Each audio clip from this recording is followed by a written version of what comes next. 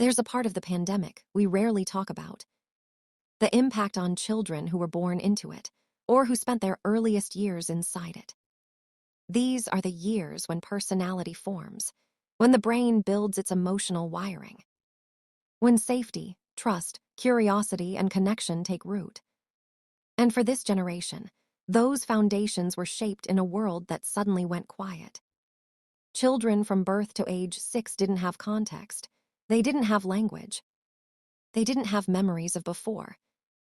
All they had was the world as it was: masked faces, muffled voices, limited touch, fewer people, fewer places, fewer experiences, stressed adults, and unpredictable routines. It wasn't dramatic. It was subtle, but it shaped the foundations they were building. Think about it.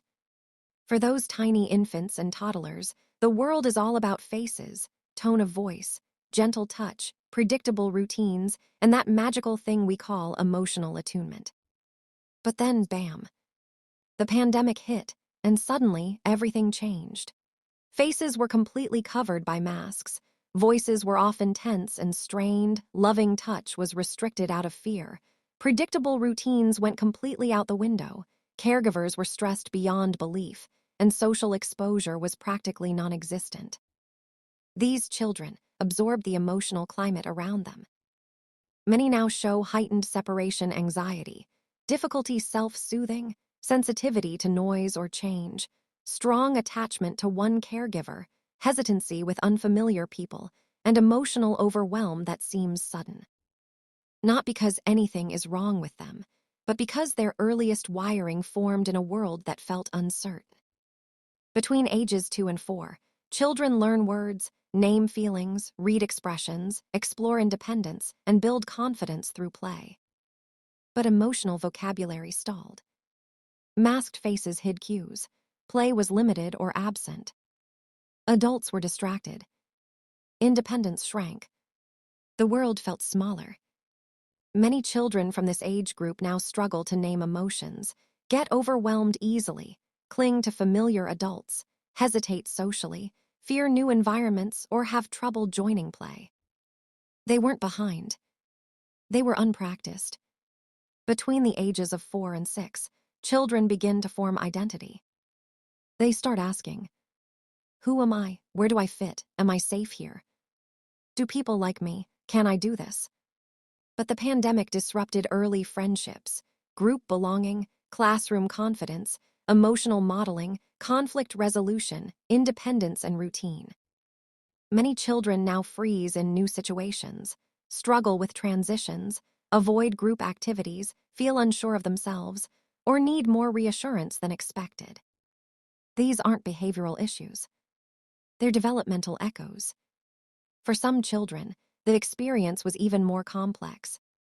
Many had parents who were key workers: nurses, carers, delivery drivers, emergency staff, supermarket workers. Instead of cuddles, they got video calls, pixelated faces, rushed check-ins, tired smiles. They simply couldn't understand why Mummy or Daddy suddenly wasn't home anymore, or why they couldn't just run up and climb into their arms for a comforting cuddle.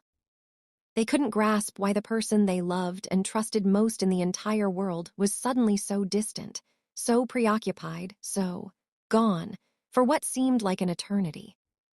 And if you were one of those parents, please know that you did absolutely everything you could in an impossible situation.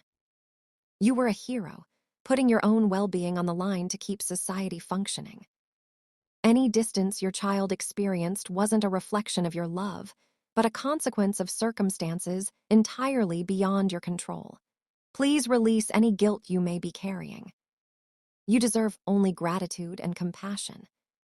And some children lost people they loved: parents, grandparents, aunties, uncles, neighbors, teachers, carers. They were too young to understand death, but old enough to feel the absence. They felt the house change. They felt the adults grieving. They felt routines shift. They felt something big had happened without knowing what it was. Their grief didn't look like crying every day. It looked like clinginess, regression, sleep issues, big feelings, confusion, anger, or quietness. They weren't misbehaving. They were grieving in the only way they knew how. Children who were 0 to 6 during the pandemic are now 4, 5, 6, 7, 8, or 9.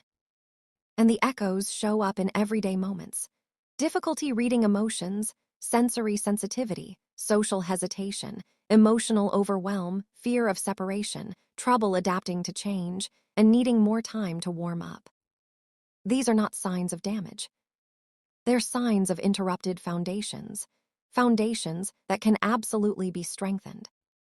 Children from this age group thrive with predictable routines, warm and patient adults, clear emotional language, slow introductions to new environments, opportunities for free play, gentle social practice, reassurance that the world is safe and time. They don't need pressure. They don't need to catch up. They need space to grow at their own pace. If your child is struggling, it doesn't mean you failed. You navigated something impossible, and your child isn't behind. They're healing from something they couldn't name. Your presence now matters more than anything they missed. Thank you for watching this episode. Next, we'll explore the children who were old enough to remember, but still too young to fully understand. If this series is helping you make sense of things, I'd love for you to subscribe, share, or leave a comment. Your story matters here.